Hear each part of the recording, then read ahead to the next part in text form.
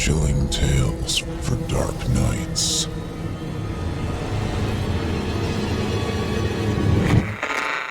Want to make sure you never miss a Chilling Tales for Dark Nights video again?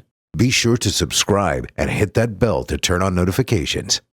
The following program is a production of Chilling Entertainment and the creative team at Chilling Tales for Dark Nights, and a proud member of the Simply Scary Podcasts Network. Visit simplyscarypodcast.com to learn more about this and our other weekly storytelling programs, and become a patron today to show your support and get instant access to our extensive archive of downloadable ad-free tales of terror. Thank you for listening and enjoy the show.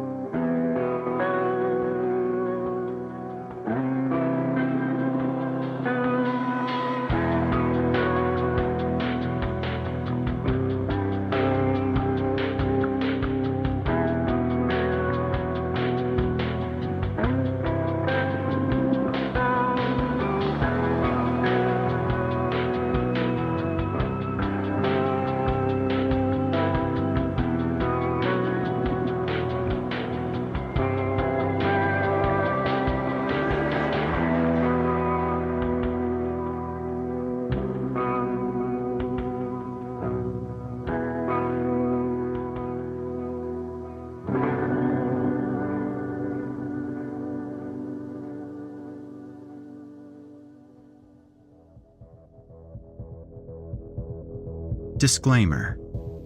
Horror Hill is a horror anthology podcast bringing you scary stories from all corners of the internet and beyond.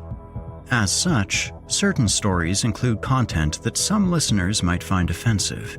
Specifically, tonight's episode includes violence against children and a mention of sexual assault. Listener discretion is advised. Good evening, listeners. I'm Erik Peabody, and this is the Horror Hill Podcast. This episode marks the beginning of Season 11, and to mix things up a bit, we're going to be covering a Christmas story today. But don't worry, this isn't some milquetoast tale about stuffy old Victorian ghosts rattling chains. While we do have a ghost here, he's a bit less like Jacob Marley, and a bit more like Freddy Krueger. Tonight's story is Magda by Thomas O. Charlie Morrison and his parents have recently moved into Biltford Manor, a gorgeous old house on a large estate.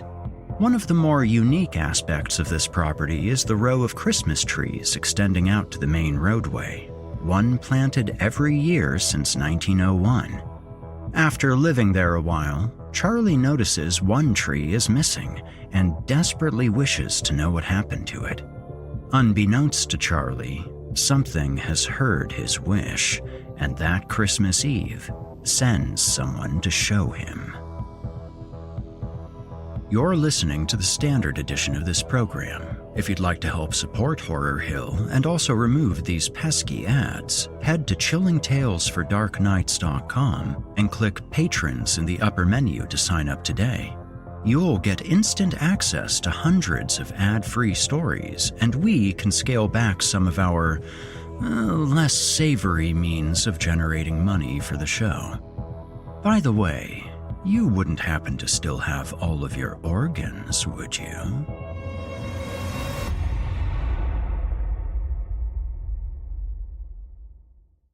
And now, from author Thomas O., I give you Magda. As a child, I lived with my parents in Biltford Manor, a home that dates back to 1897. It's probably the nicest house you'll ever see. I could go on and on about how beautiful it is, but the splendor of the home isn't important to this story. What you really need to know is that there's a feature on the grounds that, as far as I know, isn't replicated anywhere else. You see, a few years after the manor was built, the Biltford family started a tradition that still carries on to this day. They planted their Christmas tree outside the manor house when Christmas was over. The trick to doing this successfully is that you have to get a tree with its root ball still intact. This first tree, the 1901 tree, is rooted right next to the house. About 20 feet away from that tree is, you guessed it, the 1902 tree. As the years went by, each new tree was planted a little bit further along. The effect is that as someone pulls off of the main highway, they'll follow a line of evenly spaced pine trees that get older and grander as they get closer to the manor. Some of the trees are quite huge. The Biltforts owned the manor through 2 generations, finally selling it in 1952. The new owners fell in love with the Christmas tree tradition and continued on with it. My family bought the home in the late 70s, and we too kept up with the tradition. I loved staring out the car window at the line of trees every time my parents and I drove up to the house. Each one had its own history and unique personality. When I was feeling bored, I'd go outside and run alongside them. Sometimes I'd even use a stopwatch to see how long it took me to make it to the farthest tree and back. 3.5 minutes, by the way.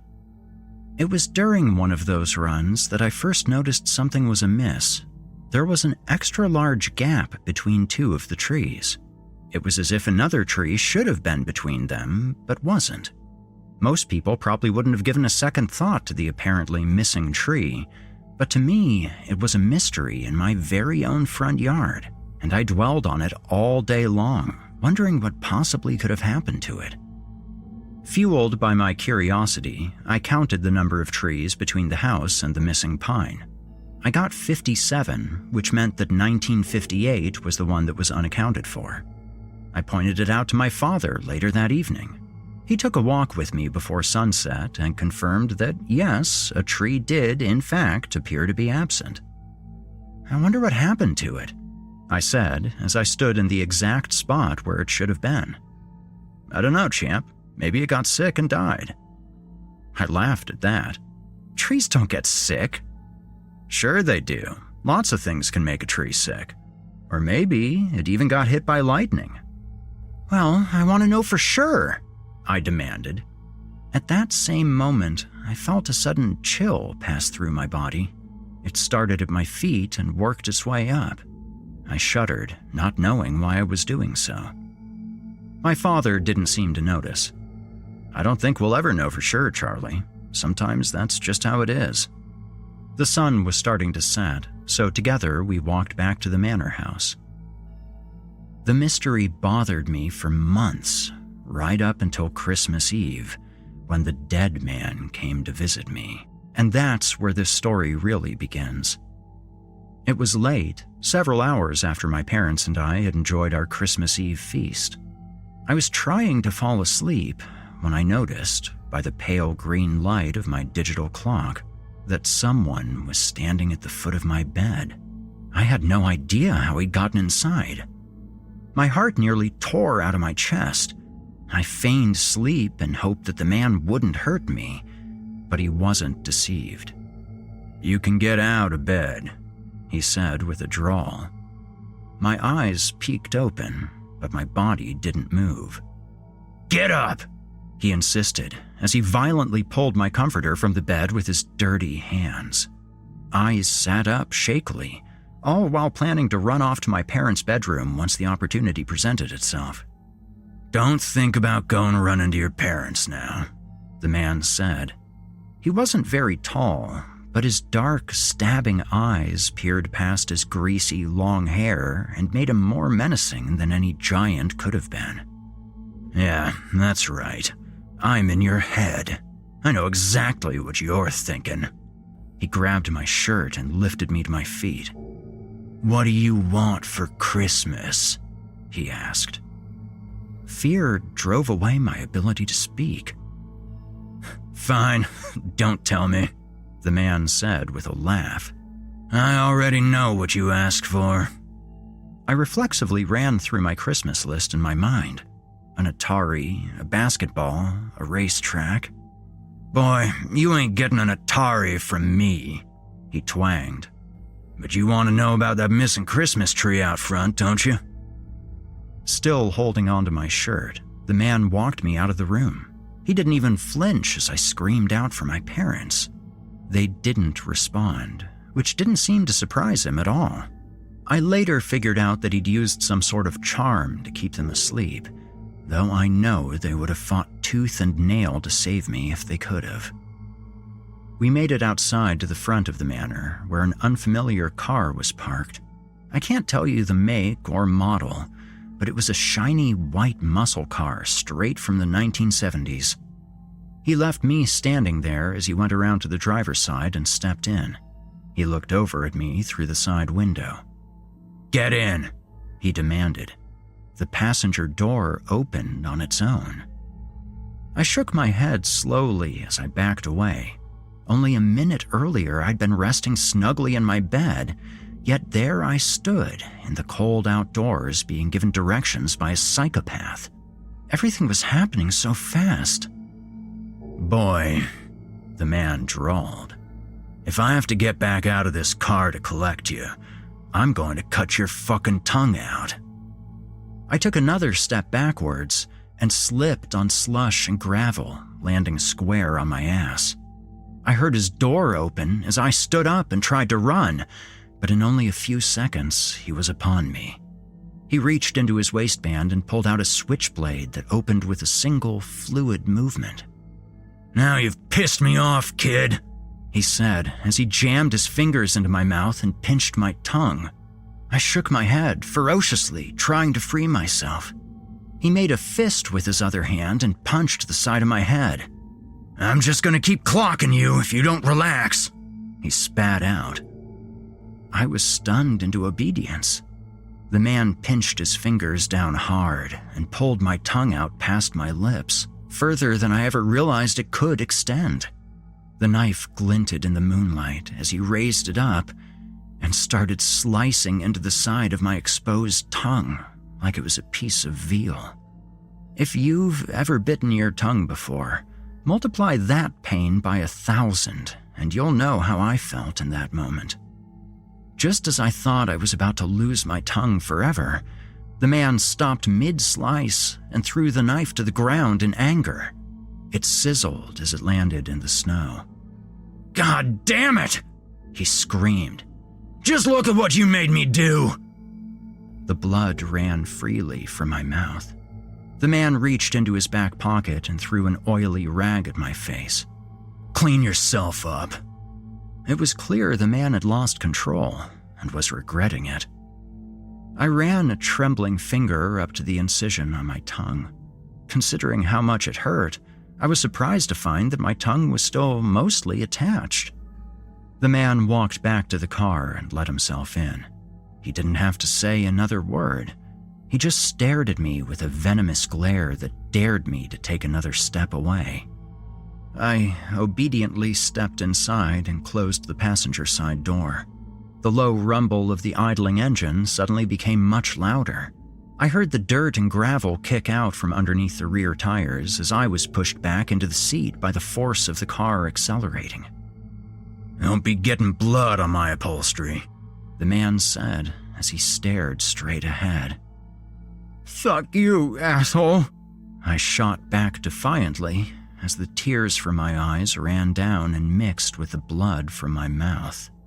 Nonetheless, I made sure to sop up all the blood with the rag.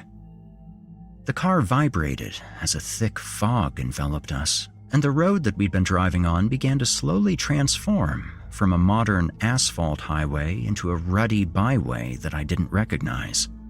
I got the feeling that wherever we were going, it wasn't a place that was accessible to just any driver. The car shook as it went over the bumps in front of it. The man didn't slow down. In fact, he sped up, making the ride as uncomfortable as possible for me. Soon, a small building, framed in moonlight and dirty snow, appeared in the distance. As we got closer, I saw gray paint peeling from its clapboard siding. A shabby tin roof covered the structure. The only entrance was a garage door that opened automatically as we approached. As the car pulled into the structure, I took in my surroundings. This garage was far larger on the inside than it looked on the outside. Grease covered the walls, and grimy tools lay haphazardly on the floor. The only light came from a single overhead lamp and a smudgy window that let a little moonlight seep through. The man pulled inside and revved the engine before killing it. "God damn it!" he yelled as he punched the steering wheel. I didn't know why he was mad. "Don't leave this car," he demanded of me as he stepped out and walked toward a small room that was built into the corner of the garage. The man entered and closed the door behind him. I did as he had demanded and stayed in my seat, bleeding in silence. Soon, the rag became saturated with blood, and I was faced with an undesirable choice: leave the car against the man's instructions, or get blood on the seats, also against the man's instructions. I glanced around at the interior of the car, and oddly enough, it was in showroom condition. Hesitantly, I opened the door. It was well greased and moved silently. I stepped outside just as the rag absorbed its last possible drop. The next drop landed on the floor of the garage. A new voice spoke out to me from the dark. "That looks painful." It had come from just beyond the illuminated area created by the overhead light. "It's okay, you can come closer."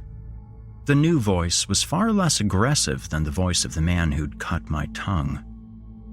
I waited to let my eyes fully adjust to the conditions, and eventually I was able to make out the shape of a person sitting on the ground. This new person sighed over my reluctance to go to him. "All right, hold on a minute, I'll come to you." I heard the clanging of chains as the form stood up. A scraping sound, specifically metal being dragged over concrete, filled the room. As he drew nearer to the light, I could see that an automobile engine, attached to him by chains, was being dragged behind him. He huffed as he pulled his burden. The cacophonic sound of clanging links and scraping metal made me cringe. The chains were wrapped around his body and secured with several cast-iron padlocks. This man, a wretch, wasn't going anywhere fast. "Did he do that to you?" He pointed to my bloody mouth. "Yes," I said. The wretch in front of me laughed. "Well, it looks like he fucked up then." He pulled closer to me and studied my face. "That's a lot of blood. He ain't allowed to do that to the kids." We studied each other for a moment. His face was smudged with grease, and he wore blue coveralls. He looked like he might have been about 20, but they were 20 hard years. "What'd you do that got him so pissed off?" the wretch asked me. "He usually doesn't make mistakes like that." I shrugged my shoulders. Something's got him out of sorts." The wretch stroked the stubble on his face. "What's your name?" "Charlie Morrison." The pain and swelling in my tongue made it nearly impossible to speak. "You said Charlie Morrison?" "Uh-huh," I uttered with a nod. He pondered some more. "Name don't sound important. Where do you live, Charlie?" "Billsworth Manor." "Aha!" he shrieked. "That's what's got him so out of sorts. He had to go back there." I stared blankly at the wretch, waiting for an explanation. "You see, guys like Corbin," he pointed to the office where the man had disappeared, "they don't like visiting places that remind them of when they were alive." Corbin. The man's name was Corbin. I pondered on whether it was a first name or last name. The wretch kept babbling. "After the state put him in the hot chair in '74, he became something of a new man. He became a disciple of the rule maker." "Who's the rule maker?" The poor wretch seemed desperate for friendly conversation. "You know, I've been here 10 years, and I haven't totally figured that out for myself. Best I can tell, he's some sort of demon that Corbin pledged his soul to. I don't even know what his real name is. I just call him the rule maker because it seems like he lays out all sorts of rules for Corbin to follow. All I know for sure is that he sends Corbin out every Christmas Eve to destroy the lives of certain kids. He sees the same ones over and over. They've got some sort of master plan, but I don't know what it is. From inside the office, a booming voice spoke out in an inhuman language that sounded to me like chainsaws and car crashes. The walls of the garage shook, and my teeth rattled inside my head. The wretch paused to listen to the voice, then spoke when it was quiet again. That was the rule maker. I ain't ever actually seen him. I only hear him. Anyway, those two really get off on messing up kids' lives. Just to give you an example of what they do, one kid asked for his parents to go away, so Corbin cut their goddamn heads off. Then he gave the heads back to the kid the following year, just 'cause the kid said he missed him. The wretch looked around suspiciously to make sure we were still alone. This shit's planned out, man, and it's totally fucked up. Why me? Like I said, I don't know how or why he chooses his kids. All I know for sure is that he's not actually supposed to hurt them while they're still young. It's the rule maker's #1 command. He's just supposed to screw with them, take their wishes, and twist them around. More of the booming voice came from the room, and Corbin could be heard arguing back in the same indecipherable language. Man, the rule maker's pissed, the wretch said with an almost gleeful laugh. Whatever Corbin had planned for you, it's going to be totally different now. He's going to have to make amends for hurting you. The voice of the rule maker exploded again. For a moment, it felt as if the whole building was going to collapse around me. When it stopped, Corbin yelled back in English, No, I don't want to give her up. She's my first kill. He was cut off by a scream from the rule maker that was so loud that cracks formed along the dirty window and paint chips fell from the ceiling above. Fine, I'll do it, Corbin shouted in anger and resignation. The door to the office opened and Corbin backed out slowly. He genuflected as he passed through the doorway. His angry stare began to fade from his face. Turning, he noticed me and the wretch. Stop talking to him before I cut your damn hand off, he said to my new acquaintance. Yes, sir. The wretch snapped up and saluted. Get back in the car, Corbin demanded as he threw a clean rag at me. Not wanting to further upset him, I jumped into the passenger side of the car while the garage door began to open. In the side view mirror, I could see the wretch lift his arm up and wave goodbye. The car peeled out and sped from the building, clearing the bottom of the door by only a hair. The last I saw of the wretch, he was standing amid a cloud of rubbery smoke, looking dejected. The car tore over a fog-enshrouded road while its headlights reflected backwards and created a glowing white aura around it. The engine protested and growled as Corbin shifted into the highest gear. I couldn't see more than 5 feet out the window, but Corbin only went faster. I looked at the speedometer. 120, 130, 140. I felt woozy and laid my head back against the headrest and shut my eyes. The pitch of the engine went higher and higher until it faded away completely. I came to. Had I been unconscious? The night was clear with no sign of fog. I saw dirty snow banked up along the edges of the road, and the car was traveling at a relatively sane speed. We drove for several more minutes in silence until Corbin slammed on the brakes and skidded along the asphalt. He turned and glowered at me. Here's the deal. If you can save the girl, you can save yourself. What girl? I asked, with a sudden awareness that my mouth no longer hurt. I stuck my tongue out and felt along its side. I could feel a lump of scar tissue, but it was otherwise healed. I'll figure out who she is soon enough. He reached over me and opened my door. You've been given one chance, which I've never given to any kid before. Save her, and you'll never see me again. If you don't, I'll be coming back for you." I stepped out of the car, confused about my mission. A moment later, the car peeled out and drove off, its rear wheels spitting pebbles at my face. Soon, I was alone. The moonlight reflected off the snow, providing me with at least a little bit of light to take in my surroundings. One of the nearby hills looked familiar, like something I'd seen around my home. I walked that direction and crested it within minutes.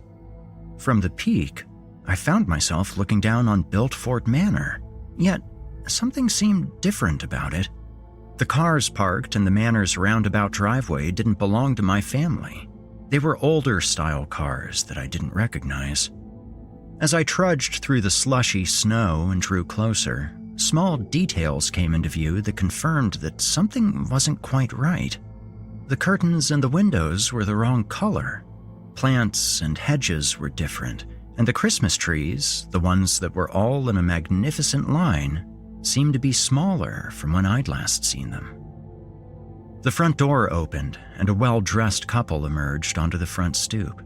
The woman, who was holding some neatly wrapped gifts, descended the stairs, followed by the man. They were deep in conversation as they went to one of the cars and opened the trunk. "Hello?" I shouted to the couple. They both cocked their heads as if they heard something, like I might have been shouting at them from a mile away. "Did you hear that?" the woman asked the man. The man shrugged his shoulders. A moment later, a boy, who was maybe a couple of years younger than me, emerged from the front door and ran to the couple. "Shut the door," the man said to the child, "and make sure it's locked." The child ran back up the porch stairs to make sure the house was secured. "Can you help me?" I asked with uncertainty. They gave no response, continuing to fret amongst themselves about being late for whatever gathering they were going to. Their conversation was meaningless to me, right up to the point when I heard the woman mention the name Corbin. I froze and listened intently. "So I put Corbin to work today, mostly some gardening out back, but I also had him dig a hole to plant the Christmas tree." "Already?" asked the man who I assumed to be her husband. "It's barely Christmas Eve. Why the rush?" "Have you seen the tree?" she asked. "It's dry. If we wait too much longer, there won't be anything left to put in the ground. We won't be breaking 50-plus years of tradition on my watch." "Yes," he agreed. "I suppose it is starting to get a little dry." The three of them loaded into the car and drove off without ever acknowledging my presence. I wasn't sure what to make of the situation, but I decided there would be little to gain by standing around outside. I had a task, a mission even. I had to push onward. I went to a side door and tried the handle to see if it was unlocked, but I found myself unable to grip it. As I clamped my hand down, the doorknob felt soft, like it was made of dough, and my hand actually sank into its rubbery surface. I gasped and pulled my hand back. Collecting myself, I put my hand out again, this time pushing on the door itself. As before, the door, which should have been rock solid, felt like dough that my hand could pass through. I put my arm all the way in, then kept pushing. In a few moments, my shoulder was through as well. I took a deep breath and then thrust my leg through. I was half inside and half out, which was an extremely odd sensation. I continued on, pushing my head and then the rest of my body into the home. I turned and looked at the door I had just gone through, and it was solid as ever. I explored the house, room to room, with my confusion growing as I saw that all of the furniture and decorations were different from what was supposed to be there. When I got to the kitchen, I finally saw it, a wall calendar from 1958. That confirmed a suspicion I'd been having. I was out of my own time. Not wanting to waste time by pondering my situation, I continued exploring, looking for the her who I was supposed to save. I checked every room in the manor, and soon it was clear that nobody was home. As I passed by one of the back rooms, I saw, through a window, a bunkhouse to the rear of the property. It was a small, cozy structure with light emanating from inside. This bunkhouse wasn't something I'd ever seen before. It didn't exist in my time period. I left the manor and headed over to the unfamiliar building. As I approached, I could see that the bunkhouse was not kept up nearly as well as the manor house. "Hello?" I spoke as I peered into a window. I could see that it was a 2-room structure, with the front room doubling as a workshop. In the corner, I could see the back of a man who appeared to be fixing a lawnmower. His shaggy hair fell over his shoulders. In my heart, I already knew who it was. Corbin. I heard the wretch's words sound in my head. "You see, guys like Corbin, they don't like visiting places that remind them of when they were alive." It was clear that 30 years before my time, Corbin had not only worked as a handyman at Biltford Manor, but had lived there as well. My goal was somewhere inside of that bunkhouse. I was sure of it. I entered the same way I'd entered the manor, by stepping through a closed door. Corbin didn't seem to hear me, until he did. The clicking of his ratchet stopped cold as he jerked his head up. "Who's there?" he asked. I stood still. Turning and looking in my direction, he spoke louder. "I said, who's there?" He couldn't see me. I took the opportunity to study his face. He was definitely the same man who'd cut my tongue, but he looked much younger, more vibrant. His face was fuller, and his teeth weren't nearly as nasty. "What do you want here?"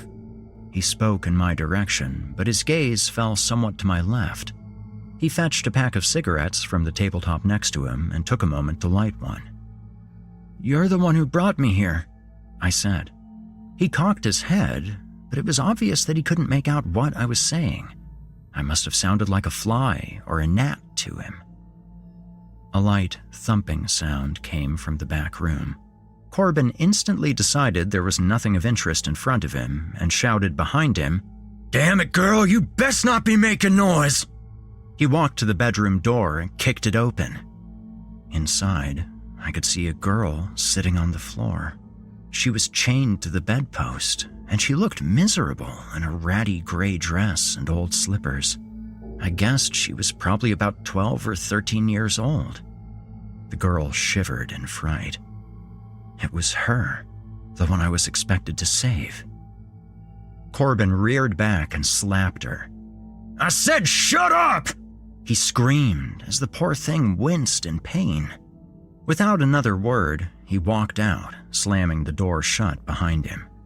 By then, I had walked into the bedroom. It was just me and her. She waited a minute after he left, then reached under the bed and pulled out a long file. She looked at the door to make sure Corbin wasn't coming back anytime soon, then slowly started rubbing the file against one of the links of her chain. She'd already created a large divot, even though the file was dull. She must have been working on it for days. At least the dullness made for quiet work. The poor girl was filthy and ragged. Black circles ringed her eyes. She paused from her filing and looked up, sensing something in the room with her. "Hello?" she whispered. "Can you hear me?" I whispered back. "Yes, I can hear you. Where are you?" "I'm right in front of you," I said. I hadn't meant to scare the girl, but it was understandable when she jumped back in fear. She banged into the bed, pushing it backwards. She shot a fearful look at the door, hoping that Corbin wouldn't come charging back inside. From the other room, the sound of the ratchet turning stopped for what seemed like an eternity, but soon the clicking picked up again. "I won't hurt you," I told the girl. "What's your name?" "My name is Magda." "I'm Charlie," I told her. She reached out her fingers to where I was sitting, but I felt its coldness as her fingers passed through my face. She shivered. "I can feel you," she managed with a small smile. "What are you doing here?" I asked her. She told me her story in whispers and gestures. Corbin had purchased her from her father a couple of months earlier, who himself had kept her locked up in a cabin for several years. She recounted some happy memories from her childhood, when her mother was still alive, but the second half of her existence had been one of misery. As she told it, nobody except her father and Corbin even knew she existed. For the next hour, I was Magda's guest. She was happy to have someone to talk to, even someone she couldn't see. Her years of captivity hadn't broken her spirit, and she talked to me in excited whispers, telling me all of her hopes. I listened, the first person to do so in years, probably. "Do you want to see something secret?" she asked me. I told her yes. She moved to the nearest corner and lifted a small slab of rock from the floor, exposing a hidden compartment within the foundation of the bunkhouse. She reached inside and pulled out her single treasure, a small doll she had created out of various scraps that were left over after Corbin had readied that year's Christmas tree. "This is Perla," she told me as she held the doll up before cradling it like a baby. It was pathetic, made from bits of burlap and sticks tied together with twine. Its head was a small, closed pine cone that was nearly falling off. "She's beautiful," I told her. Magda smiled at me. I had gained her trust. "Magda," I asked her, "why don't you let anybody know you're here? Why don't you scream for help?" "The boy," she said. "He told me he'll kill the boy if I make any noise." I thought back to the child who'd left with his parents earlier. "He's gone right now. I think they went to a Christmas party." That seemed to reinvigorate her. She carefully put Perla back into her hiding spot. "You'll be safe here," she said to the doll. She took her seat on the floor and picked up her file, which she began moving back and forth against the chain with determination. "I'm leaving tonight," she said as she filed. "I'm going to wait for Santa in the big house and have him take me away from here, up to the North Pole, where people are nice." "I don't know if Santa can help you, Magda." Her face fell at those words. "But I can." That made her smile. Together, we came up with a plan. I would try to draw Corbin outside. Once he was distracted, Magda would sneak away and run into the manor where she would use the phone to call for the police. "Just dial 0 and the operator will connect you," I instructed her. "Don't wait for Santa." Magda got back to work with her file, and in only a few minutes, she succeeded in cutting through the chain, freeing herself from its bitter grasp. I moved back into the main room, where Corbin was still working on his lawnmower. Using every last ounce of breath, I yelled his name. "Corbin!" He jerked his head up. "I'm over here!" I yelled. "The fuck is going on here tonight?" His agitation was evident as he stood fully upright. "Who is that?" "I'm outside!" I shouted as I began pushing myself through the outer wall. He took a step toward the front door, then thought better of it and went to the bedroom. He flung the door open, only to see Magda apparently asleep on the floor, still wrapped in her chain. Leaving the girl where she was, he stomped back across the bunkhouse and shoved open the front door, nearly tearing it off its hinges. His head swiveled both ways as he looked for the source of the distraction. Moving a little farther outside, I shouted again, "Over here!" I could see Corbin's ears twitch as he tried to understand what he was hearing. He took a tentative step out of the building, but didn't appear willing to move any further. I screamed for him to come find me. He shuddered momentarily, then a heated sneer grew on his face. "Whatever son of a bitch is out there, you best run!" He pulled a switchblade from his pocket and opened it with a click. He stepped away from the bunkhouse, closer to me. Behind him, I could see Magda slowly stepping out of the bedroom. Her slight frame worked to her advantage as she glided silently across the floor. I kept calling to Corbin, who'd taken about 10 steps out of the bunkhouse. It took Magda only a few more seconds until she was standing in the doorway behind him. The sneer had dropped from Corbin's face, replaced with a baffled stare as he scratched the back of his head. Magda wavered on the stoop, unsure if she should continue on or not. She began to shake. I was already screaming as loud as I could at Corbin, but it was having less effect with each passing moment. In desperation, I began cussing and swearing. Instantly, he turned back and faced my position, as if he could intrinsically tell that someone was cursing his name. The sneer returned to his face, and he boldly stepped closer.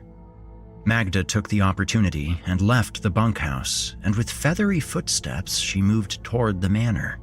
Only a few seconds later, Corbin lost all interest in what I was doing and turned back around, barely missing the sight of Magda disappearing around the corner of the manor. I followed her, praying that she'd quickly call the police like we'd planned. I felt a moment of panic when I saw her footprints in the slushy snow, and I knew that we wouldn't have too much time before Corbin came looking for her. Her path led to the opposite side of the manor, where she had used a rock to break the window into the library. I was impressed with her resolve. I passed through the wall and into the house. I called to her, but I got no response. I continued on my way until I made it to the parlor.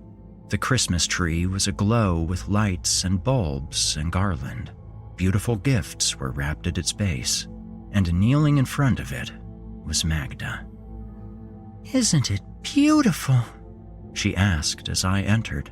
The blues and reds and greens from the lights colored her face and made her look a little less pathetic. "Come on," I insisted. "We need to call the police. The phone's in the kitchen."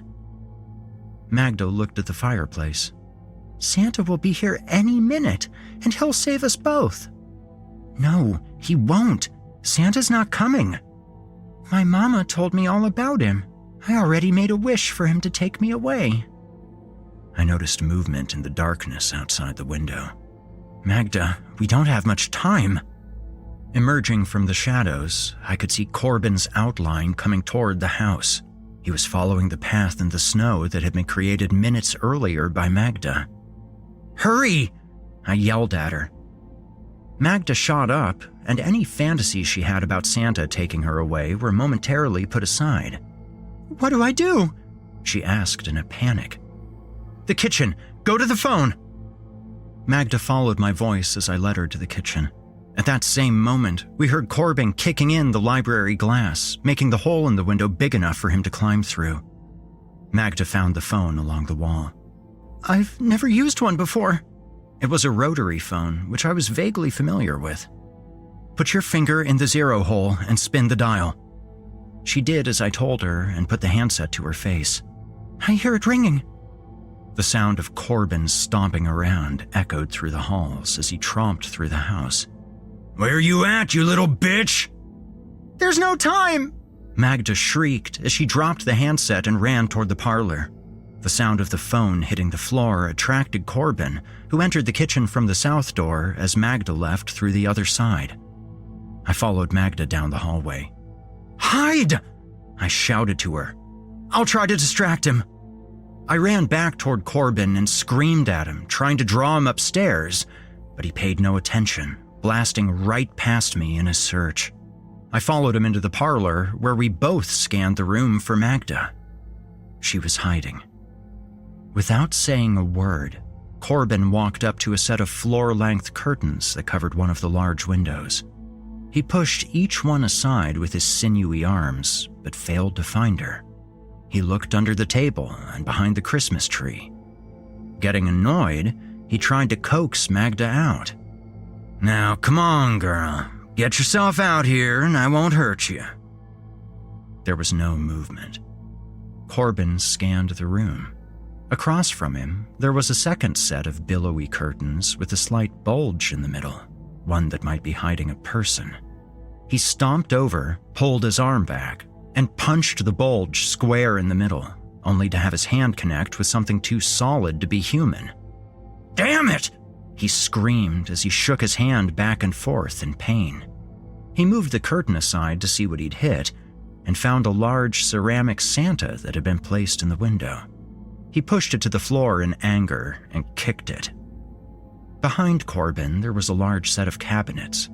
One of the doors moved slightly, revealing Magda's hiding place to me. I knew it wouldn't be long before Corbin checked there. I yelled to her, "Run, now! He's distracted!" She responded immediately, pushing the door open and climbing out from the tight space while Corbin continued his angry tirade on the ceramic Santa, smashing its face with his foot. She ran much faster than her malnourished frame would have suggested, almost fast enough to make it out of the room. But Corbin, who saw her dart away from the corner of his eye, was much faster. He caught up to her right as she passed through the threshold and forcefully yanked her backwards by her hair. She fell to the ground and skidded to the center of the room. Corbin walked up and kicked her. "Now, get over here," he said as he picked her up and slung her over his shoulder. Magda, refusing to give up, bit the back of his arm, drawing blood that ran down her face. He slammed her to the ground in pain, and with his next motion, he withdrew his switchblade and opened it up. "You don't ever do that!" he yelled at her. "Now, stand up!" Magda slowly rose to her feet, and then Corbin's hand shot out and grabbed her by the throat. He looked right at her. "Bitch!" With fury in his eyes, he thrust his blade deep into her belly. Magda coughed and gasped for breath. Blood oozed from her wound and dripped to the carpet below. "That's what you get," he said as he let her fall to the ground. A red puddle formed around her dying body. I kneeled next to her. "I'm here," I told her. "You're not alone." "I'm glad you're with me," she rasped. Corbin looked at her as if she were insane. I stayed next to Magda as her breaths came with increasingly longer gaps between them. And finally, she breathed no more. Corbin seemed anxious as he gazed at both the body and the bloody room around him. I could sense that he was trying to figure out a way to erase the mess he'd created, and soon he began nodding his head as if he'd thought of a solution. With little effort, he scooped up Magda's corpse and walked her out of the room. I stayed behind, devastated by what I'd seen. I soon found that I was immobilized. With my failure, whatever power of movement I'd been granted had ended. Slowly, the room around me began to fade from my vision. One of the last things I remember seeing was Corbin coming back inside and looking at all the blood. He took off his shirt and tried to soak some of it up, but there was no way he could have cleaned it all. He stared at the Christmas tree and felt its dry branches. He left and returned a couple of minutes later with a bottle of clear liquor, which he splashed over the tree and the surrounding floor. The liquor proved its potency when he lit the tree. It flamed up without hesitation. He stepped back from the blaze and watched it grow. The flames crept up the walls and devoured the blood spatters. The pooled blood on the floor began sizzling and smoking under the heat. Corbin left the room, and I heard a car start up. A deep, powerful engine growled out into the night, and soon it faded away. For my part, I was amid the flames. It was quite a peculiar feeling, as I could feel the heat without any of the accompanying pain that it should have caused. Even in the firelight, my vision continued to grow darker. Soon, I could see nothing at all, and I could only hear the sound of the flames lapping their way up the walls of the parlor. Then, I was gone from that place. It was daylight. I was lying in the snow not too far from the manor. It was immediately evident that I was back in my own time. My father's car was out front, and the parlor, which I had last seen consumed in flames, was intact and proudly displaying our Christmas tree through the window. I got up and stumbled back inside, finding my parents safe in their bed. I vowed that I would put the events of the previous evening out of my mind and enjoy my Christmas, even as I felt the lump of scar tissue on the side of my tongue. By springtime, I had mostly succeeded in blocking my memories of Corbin. It helped to find distractions, school, friends. Those sort of things helped keep me focused in the present and made it easier to convince myself that the whole thing had just been one terrible dream. According to the wretch, Corbin visited his charges annually, but I felt that if I could simply forget what happened, then somehow the whole damn thing would simply stop. Like nearly all of the trees before it, our family's Christmas tree had been firmly planted in the ground, and it was beginning to sprout new needles. The line of trees was now that much longer, and I challenged myself to run the new distance in record time. On one warm day, I set my stopwatch and started off on my run. I flew past the teens, 20s, and 30s at a terrific speed, but by the late 40s, my lungs were burning. Pace yourself, I thought. I settled into a slower gait while glancing at the stopwatch on my wrist. When I looked up again, I saw her. Magda, standing quietly among the trees. She looked just as I'd last seen her, with her ratty dress and unkempt hair lying stuck against her face. Her skin was gray, almost like she was pulled from a black and white TV show. She was trying to speak, but whatever words she was making, they left her mouth silently. "Hello," I said, with cautious surprise. The sight of her made my already racing heart go just a little bit faster. She was a miserable, heartbreaking picture. I felt nothing but pity for her. "It's me, Charlie," I said. She looked straight up to the sky while her facial features began to warp and distort. Her mouth opened impossibly wide as her forehead and chin melted into her neck, which in turn melted into her torso. I could still see her tongue and her teeth through the large hole that had been her mouth.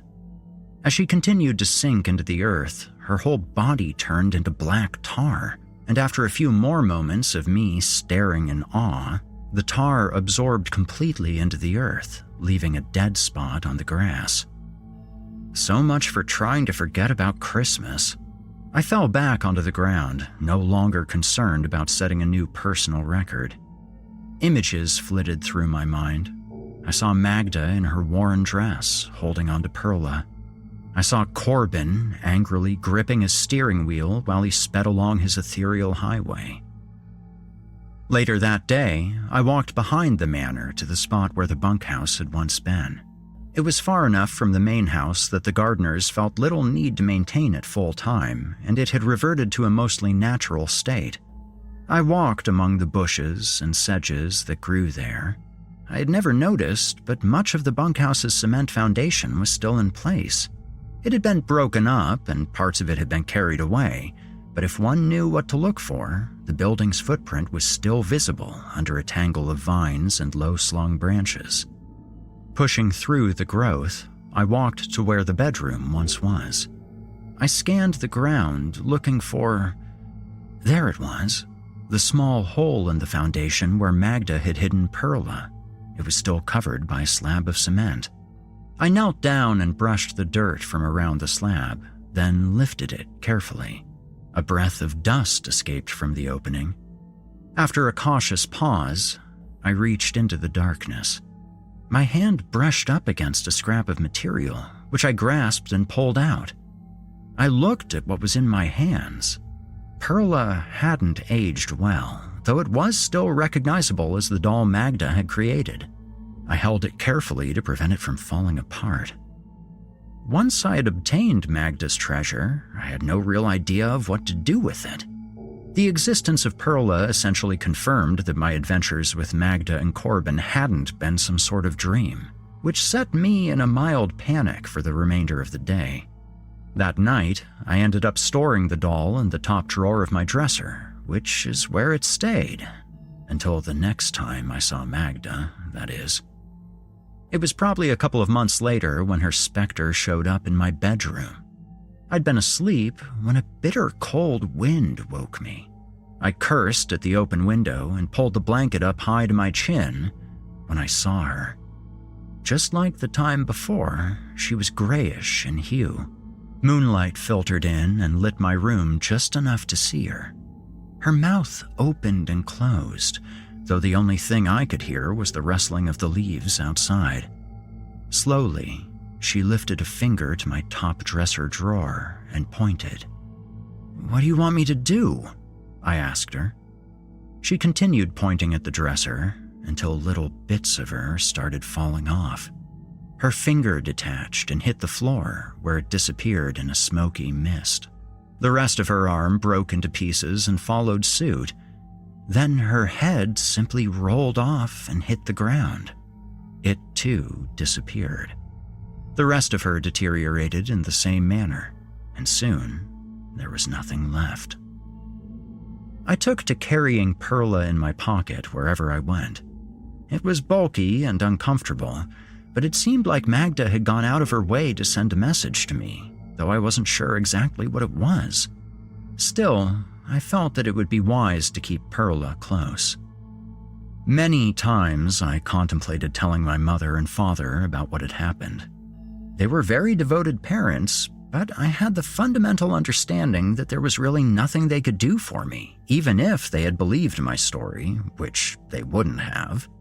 However, I did have an interesting conversation with my father about the missing 1958 Christmas tree. He had been in town talking with some longtime residents, and they told him that nearly half the manor had burned down at some point during the 50s. "The fire started with the Christmas tree, apparently," he explained to me. He glanced around the parlor where we were sitting. "They did a marvelous job matching the new construction to the old," he said. I agreed with him. "So, looks like that's your answer about the missing tree. It got destroyed before they ever had a chance to put it in the ground. I'm guessing that they left a gap there as a memorial to the lost tree, kind of like a gloomy placeholder for the Christmas that wasn't," he surmised. "Yeah, I know," I said quietly. After school started in the fall, I would often stop by the library on my way home to look through the old microfiches of the local newspapers, hoping to find a mention of Magda. I had no luck. It was almost like she never existed. I did find information on Corbin. His last name was Montreux, and just like the wretch had told me, he'd been put to death in the electric chair in 1974 after being convicted for a string of murders dating from 1960. The police and prosecutors never even knew about Magda, his first victim. More months passed. I didn't see Magda in that intervening time, though I could feel her presence around me. My unease grew as Christmas drew nearer and my memories of Corbin came into sharper focus. I threw myself into my schoolwork and chores, trying my best to keep occupied. On December 24th, I went to church with my parents. I prayed for salvation, forgiveness, and everything in between. I wasn't sure if it would help, but I knew it wouldn't hurt. My parents let me open a couple of gifts before they went to sleep, but the rest were saved for Christmas itself. I made sure to cherish the moment, not really knowing what fate awaited me and my family that night. My parents went to sleep early, but they let me stay up. "Not too late," my father warned. "Santa won't stop here if you're still awake when he passes by." He winked while I forced a laugh. The house became eerily quiet. I sat in the parlor next to our grand, decorated tree. The fireplace kept me warm as I settled into my father's leather chair. The old manor creaked and groaned as the night cooled. I grabbed a blanket off the couch and pulled it up to my chin, and I waited in silence. I might have dozed off, so I'm not sure what time it was when I heard the low rumbling of an engine. I perked my head up. It's really happening, I thought. The sound grew louder as its source drew closer. The headlights illuminated the room and cast morbid-looking shadows along the wall. The car came to a stop right outside the parlor window, but the engine kept going. It revved until the walls shook from the noise. I completely lost my nerve at that point. I'd sworn to myself that I would meet Corbin head on, but in that moment, listening to the engine scream, I threw my blanket off and ran upstairs to my parents' bedroom. I got to their door and slammed into it as I turned the knob. It might as well have been a block wall. It didn't budge. No matter how hard I tried, it wouldn't open. Outside, I could hear Corbin kill the engine. The complete silence that followed was broken by the car door opening and then closing, followed by gravelly footsteps coming up to the house. I could hear nothing from the other side of my parents' door. I said a prayer that they were okay, and then walked down the hallway toward the stairs. I poked my head over the banister and stared down. Some firelight from the parlor flickered beneath me, but for the most part, I was looking straight into darkness. Corbin's voice fractured the still air. "You can come down now." I waited at the top of the stairs. "Don't piss me off again, boy. I'm in the kitchen." I walked down the stairs with wobbly legs that could barely support me. I felt like I weighed 1,000 pounds. He was in the kitchen, going through our refrigerator. "You didn't leave out any milk and cookies," he said with a wicked laugh. He came out from behind the refrigerator door holding a turkey leg, which he pointed in the direction of the table. "Sit down," he said right before taking a bite. In his other hand, he had a gallon of milk, which he took a swig from as soon as he swallowed his first bite of turkey. We both sat at the table, directly across from one another. "So, you failed, kid." He took another bite of turkey before speaking again. "You had a chance to save Mary, and you wasted it. You changed virtually nothing that happened that night, almost like you weren't there at all. She died the same way." "Her name's Magda," I corrected. "It don't matter much. Certainly don't change the fact that she's a dead little bitch." I tried to stare him down, but I was shaking too much to maintain eye contact. Instead, my gaze shifted to the floor. Corbin glanced around the room. "Never cared for this house much." He put the milk bottle to his lips and drank the whole thing, nearly an entire gallon. He belched loudly and spoke again. "I don't like this place at all. I don't like being here, and I certainly don't like you. Problem is, I don't choose who calls out to me. Either I hear your thoughts or I don't.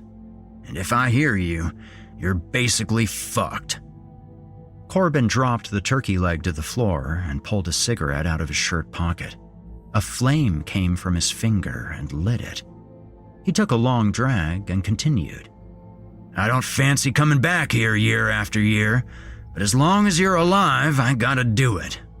You see, I can't physically hurt a kid I visit, at least not while he's still young, but I can kill his family. I can kill his friends. Heck, I can even kill his dog and take all his favorite little things. Year after year, I come back, each time taking a little more. Think my buddy at the garage might have explained it to you." He stared across the table at me until I could feel his glare penetrate to the back of my skull. "I'm gonna make you a deal. We can just end it, this year." How do we do that? I thought. "You ask for your protection to be removed." He said it slowly and seriously, before perking up and speaking again. "So that's it. You ask for it, and then I gut you like a little piggy, and the rest of your family stays safe." I don't want to be gutted like a pig. "Of course you don't. Nobody does. That's what makes it so goddamn fun. But I'll tell you what. If you don't agree to this, I'll make sure that you wish you had." He pointed upstairs to my parents' bedroom. "Remember when you wished that you could beat your father at basketball?" I thought back to months earlier when my father and I had gone to the park and played one-on-one. I'd made such a wish after he'd defeated me handily. I guess I'd reached that age where he no longer felt he was required to let me win. Corbin let the memory sink in, then started up. Well, you wouldn't have any trouble beating your father after I rip his fucking arms off. And remember when you wished for a little brother or sister? I nodded yes. Good, I'm glad you remember. Let's just say I'll take care of that too. Only it won't be your daddy making the deposit. He glared at me. And that's just the beginning. They'll wind up dead sooner or later, as will everyone you know or care about. That is, after I've had my fun with them. Okay, just kill me, I thought. No, you have to say it out loud. Kill me. I trailed off, unable to say it completely. Say it! Kill me! I finally blurted out with tears beginning to flow down my cheeks. He relaxed back into his chair and took a drag from his cigarette. Well, he said. I didn't know what he wanted. At least try to make this interesting for me. I already made the trip out here. He took another drag of his cigarette and flicked it to the ground. You stupid? Run. I stood up and slowly backed out of the kitchen. Corbin went back to the refrigerator and began rooting around. Run, he said, with his head hidden behind the refrigerator door. I took his advice and darted through the kitchen doorway and down the hallway. I paused to consider which way I should go. My gut instinct told me upstairs, but as my foot hit the first step, I saw her, Magda, standing silently before me. Her arm rose up and she pointed her finger in the direction of the front door. I quickly decided that hiding in the nearby woods would be best. I shot out the front entrance and down the steps. As I turned and headed toward the wooded area at the edge of the property, I heard a crashing of glass behind me. I twisted around and saw the refrigerator, which had been thrown through the kitchen window, smashing to the ground. Corbin poked his head out from the shattered window and laughed. There wasn't anything good to eat in there anyway. He effortlessly hopped out the window and landed on the ground. I doubled my pace, running over the lawn to the wood line at the edge of the property. Once under the cover of the trees, I slowed down to catch my breath. I looked back, but I couldn't see my tormentor until I heard a rustling in the tree above me. Looking up, I saw a smiling Corbin standing on one of its branches. I took off running again, farther and farther away from the house, for what seemed to be an eternal uphill sprint. I fell down, exhausted. The cold night air was torturing my lungs, and I was beginning to think that any effort to escape was probably futile. As I lay panting on the ground, I saw Magda once again. Her mouth was opening and closing, and like the time before, her finger rose up and pointed. I brushed myself off and looked to where she was directing me. It was back from where I'd come. I just came from there, I protested. Then, with a high-pitched shriek, her voice broke through. Save us! I looked again at where she was pointing. Her finger wasn't aimed at the manor house like I had originally thought. It was aimed at the row of Christmas trees that were well on the other side of the property. I started running again, making my way to where she had directed me. Corbin's voice boomed from behind. Getting tired yet? He gave a frenzied laugh that resonated through the woods. I ran as hard as I could until I tasted bile coming up from my throat. For all my effort, Corbin was never far from me, taunting me and laughing. My eyes filled with tears, dirt, and sweat, making it nearly impossible to see where I was going. I tried to wipe them clean with my sleeve, but that only rubbed the dirt in. Magda's shrill scream howled out once again. Charlie! I stumbled toward the direction of the voice and finally collapsed in despair. The sound of crunching snow told me my pursuer was closing in. In a final act of desperation, I had the thought that maybe Perla could be used as some sort of protective talisman. I grabbed the doll from my pocket and held it up in front of me as Corbin approached, but I lost all hope when I saw Perla begin to fall apart in my hands. Corbin just looked at me and laughed. You think a fucking doll is gonna help you? He kept stepping toward me, unabated. The doll was worthless. His arm shot out and he grabbed my shirt, using it to lift me from the ground. You're a pathetic little shit, he said as I heard his switchblade open. My sight grew dimmer until I only saw darkness. It's time for you to die. I faded out of consciousness and my body went limp. Okay, so then what happened? My son asked in anticipation. I was telling him the same story I just told you, though for him I cleaned it up a bit.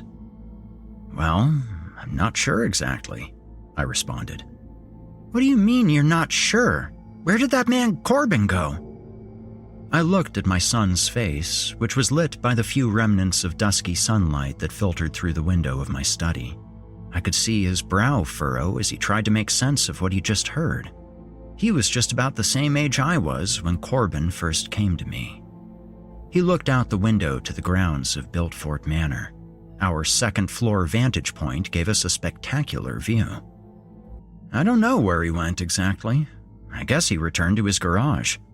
All I know for sure is that I woke up the next morning in the same spot where he left me. I brushed off the snow and dirt and crawled back to the house.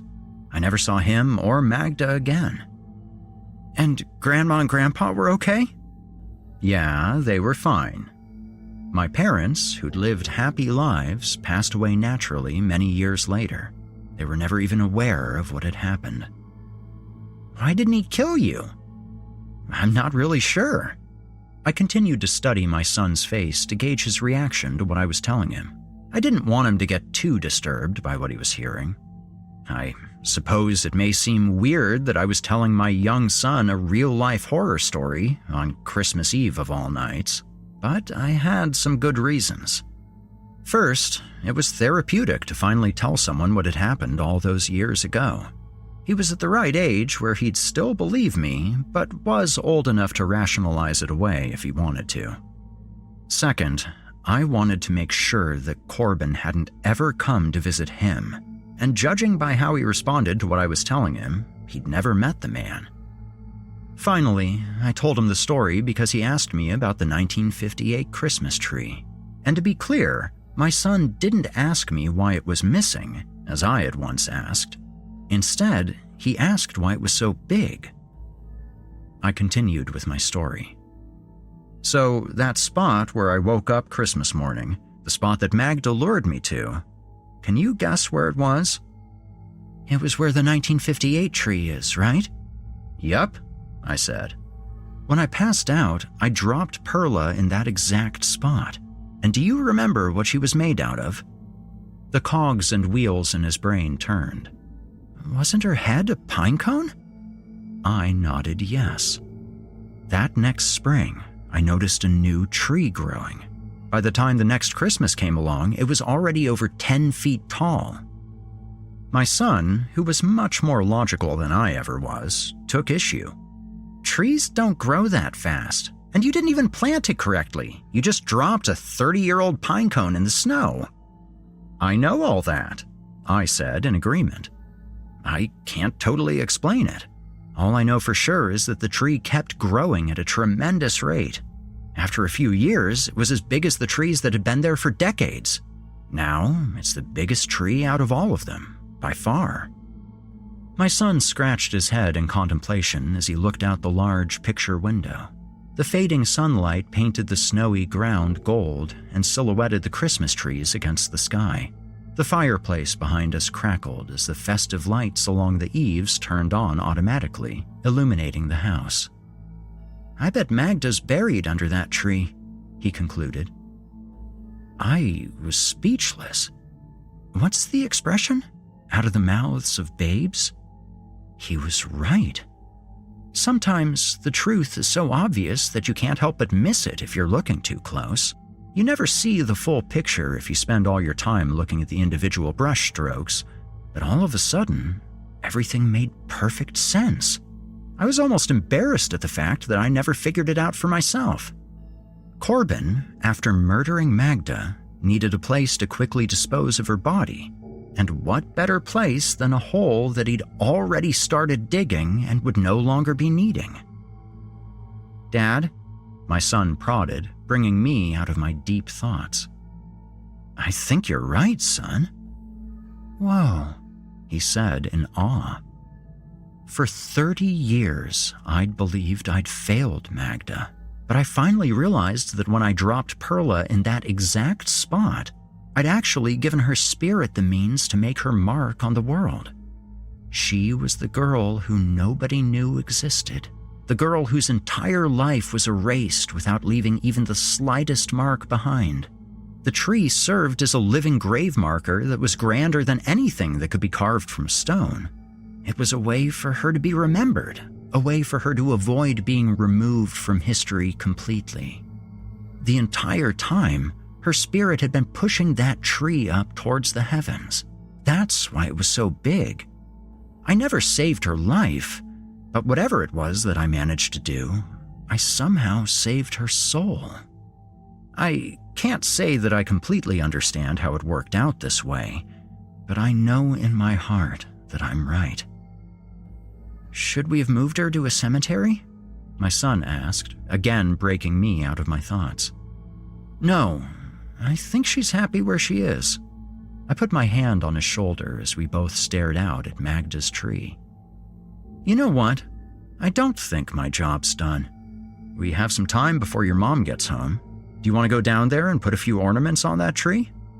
"We'll have to bring a ladder," my son replied with a serious tone. "But we should do it. Magda will like that, I think." "She will, I'm sure of it. And next year," I said, "we'll hire a crane to decorate the whole thing with thousands of lights. We'll make it a new tradition. It'll be the grandest Christmas tree in the state, maybe even the world." "Cool," he said, barely containing his excitement. On our way out of the house, we stopped by the parlor where my son pulled an armload of ornaments off of our tree. I took only one, a little figurine of Santa, and with that, we headed outside to spread some long overdue Christmas cheer.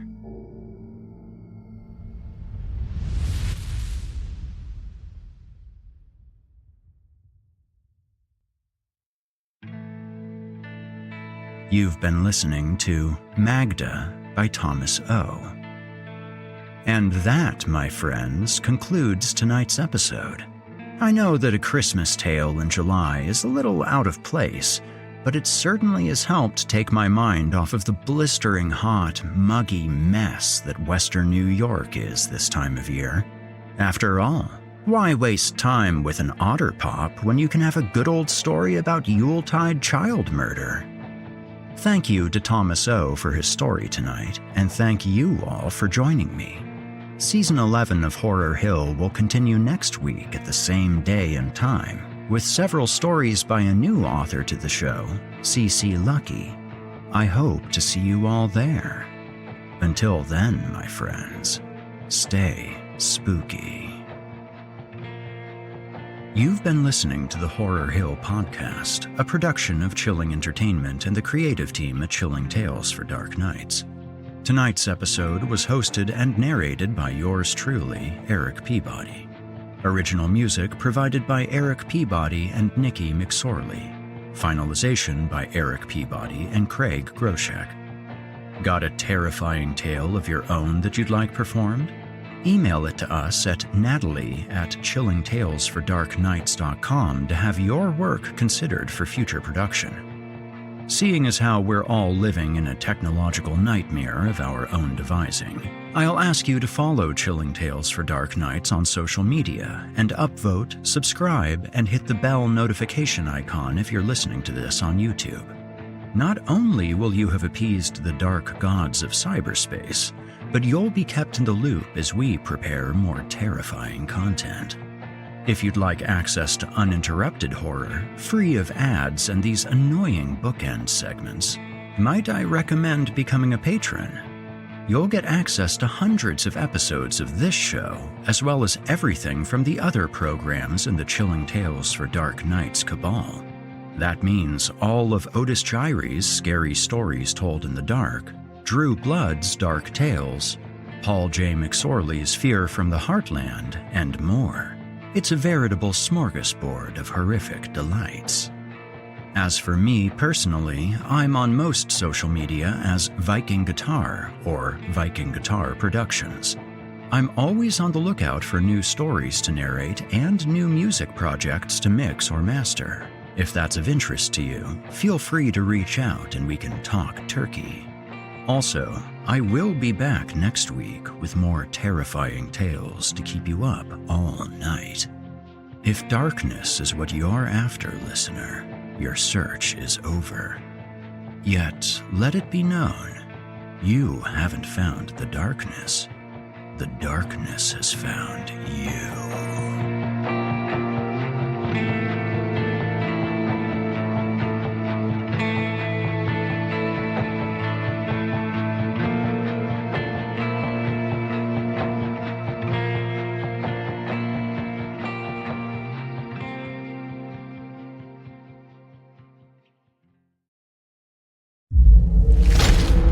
Chilling Tales for Dark Nights.